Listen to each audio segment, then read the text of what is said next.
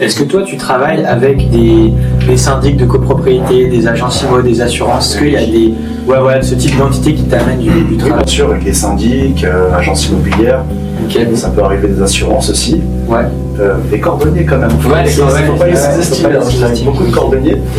Et t'es allé les démarcher toi-même, c'est ça? Ouais. Pareil pour les régies et tout?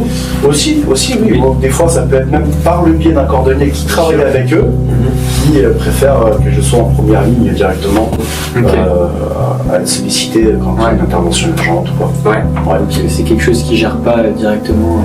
Non, voilà, ça lui évite lui d'être dans son secteur d'activité. Et puis moi, dans le mien. Et tout ce qui est régie et tout, quand tu les as démarchés, c'était entre guillemets physiquement ou? J'y vais physiquement.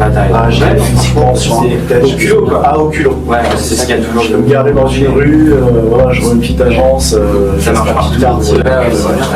C'est ça. Et justement, est-ce que tu auras peut-être des conseils à partager pour décrocher ce type de partenariat avec les agences IMO, les syndics et tout? Est-ce que tu as utilisé des méthodes spécifiques ou pas forcément juste tu te présentes? C'est comme il disait, il faut être audacieux, faut pas hésiter.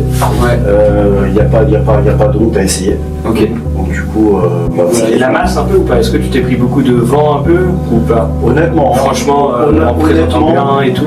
En présentant bien, en général, ça se passe bien. Je vais pas vous dire que c'est du 100%, c'est pas vrai. Mais c'est plutôt correct.